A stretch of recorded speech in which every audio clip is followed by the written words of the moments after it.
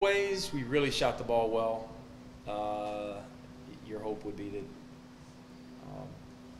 your guys would understand we can't expect it to shoot the ball that well going forward. A lot of stuff to clean up, tons of stuff, offensively, defensively. A lot of things we need to continue to learn about ourselves. Again, really shot the ball well. That was pleasing. That was probably the biggest surprise out of it. Decent for this early defensively. Most importantly, culture was terrific. I was really pleased with the pulling for one another, the health and aura on the bench. Not so much since. Had a horrendous practice a couple days ago, off yesterday, so really eager to get back at it today. But again, looking back on the scrimmage, some positives, but a ways to go. Why was it a surprise that you shot so well? I think anytime you shoot, Denver, what were we, 13 of 24 from three? That's a high percentage. I mean, just a lot of them went for us. I like the spacing. I like the way that we shared the ball out of extra passing. We can't expect to shoot 50-something% from three on the season, but we'll take it. Anytime we can get it, we'll take it. What were your thoughts on the team playing together, taking on another team instead of just normally going against I think that they were really eager to do that, and it's probably why we probably haven't been quite as sharp since. This time of year is probably the most difficult to keep your guys' attention, as they're eager to tip it up and to play. I think under the lights, in a real game, in front of everyone else, and where it means, it means something. It means more, right? But in reality, the good teams, today means a lot. Today's practice is huge. And today should be the Super Bowl for us, and then tomorrow should be the next Super Bowl for us. If we are eager to max out and get better, and if we've got guys that want to be the best version of themselves. So that, we've got some immaturity we're working through right now, some inexperience. Some of it's natural. It's freshman.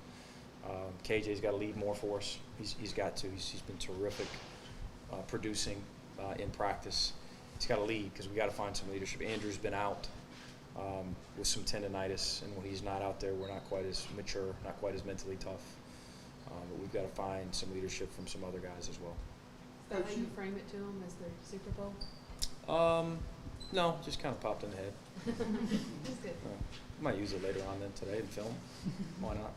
You've had plenty of transfers in that you needed to be leaders. How hard is that for a guy like that? I think it could be hard. It's just how you look at it. It's an opportunity, right? He's got a chance to improve himself and improve this program, improve his resume. It was part of the recruiting process with him. In that, if you come to Florida, you'll be the lone senior on a roster full of young kids, and so what a great opportunity for you to develop as a player, as a captain type guy, and also just develop as a person, to help you in life.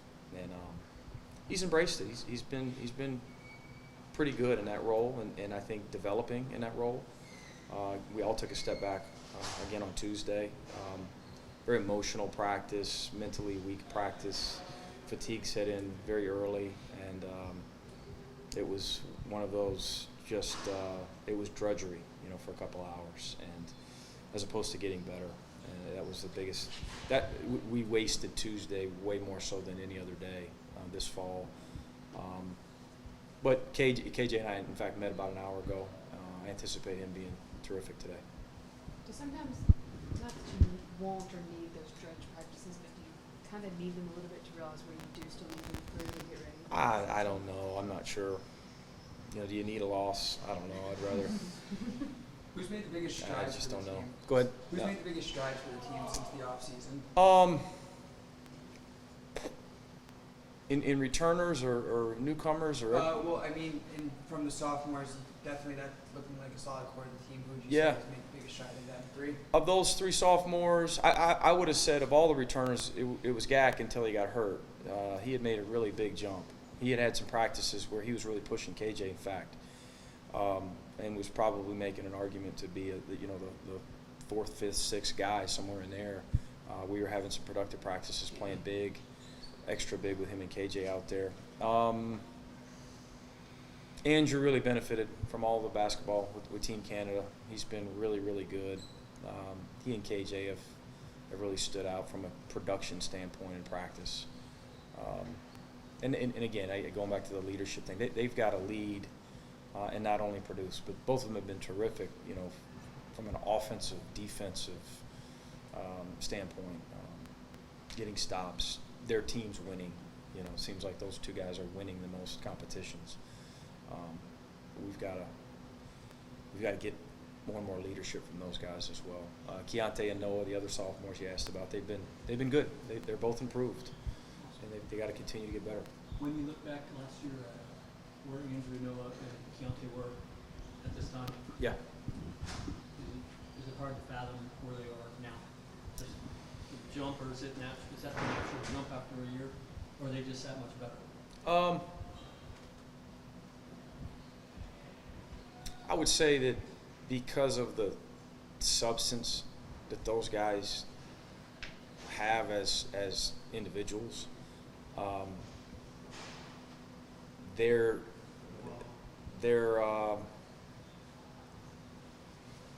improvement as people and players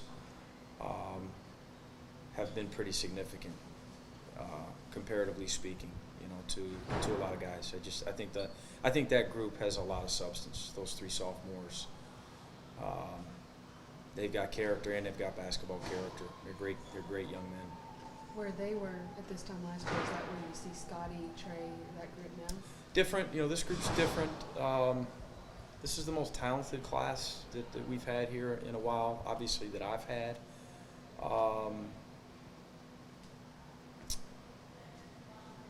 Different ceilings, different type players. The expectation's different that this group's having to deal with. If you look at last year's freshman class, 2 of those guys came in with very little expectation from the outside looking in. The expectation they put on themselves, I'm sure, was pretty big. And they won jobs. They earned minutes and won minutes in Noah Locke and Keontae Johnson, and they just kept their head down and came to grind every day and earn what they got. This class is a little different. This class is extremely talented, a lot to learn. Way too early to be able to assess their mental toughness, their perseverance through the ups and the downs. And again, I've talked about this a lot this fall. We'll see where we're at when we hit some adversity. When we lose a game, when minutes are divvied, when those starters are called. What, next week? We play next week already. My goodness. Yeah. Wow, we got to get better today. With Gak out, how important will Dante's performance be moving forward? Dante's been out. Dante's got hoping it's a minor knee, hoping it's just a bruise, I guess, is what Duke sees it as right now.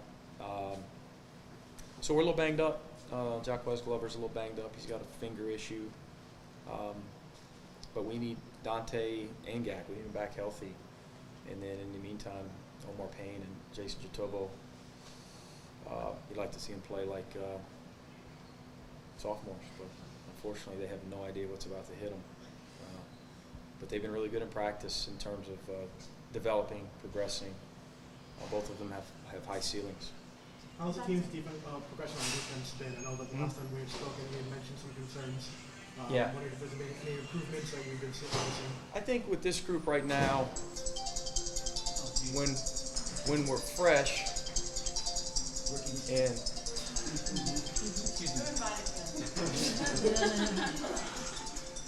can you hit that, Pat? credit card. I think when it's, with the young group that we have, with the level of experience, with the lack of experience of having to fight through like crazy fatigue, through 3 games in a week, through all the things that older guys have experienced. These young guys, especially the freshmen, defensively and on the glass, we can be really good at times. You know, it depends on how long the drill is. It depends on whether or not we've called a foul on them in practice and emotions kick in, and whether the other team is winning or not. You know, just all of the stuff that this group needs to get better at with regard to maturity and mental toughness. And I could go on and on. I don't mean to ramble, but defensively, you know, at times we look pretty good. You know, first 20 minutes of practice today, I think we'll be pretty sharp. I would say every practice we've started, you know, we've had the right approach and some maturity there. But when you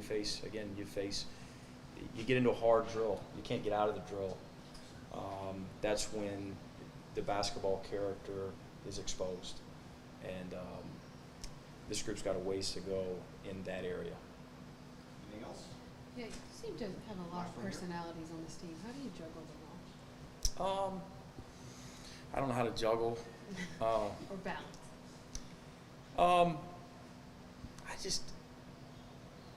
I don't spend a lot of time thinking about it. Call that wrong or evaluate it how you want. I think we've got really good guys that we've got some strong personalities, and I think that's a good thing. And you want guys to use their personalities and to have fun, you know, to enjoy their college experience, to enjoy one another. And off the court, these guys are really close, especially for this early on with this many new guys. It's actually been pretty surprising. On the court, you know, you want guys to play with personality, but you also want to have a team personality and a program culture or personality. It's all really the same stuff, right? You know, you want guys to react with the right way toward adversity, toward their own success, toward their teammates' success. And I think our sophomores and KJ, Gak, Bassett, I think they have opportunities to redefine what this team's personality is going to be.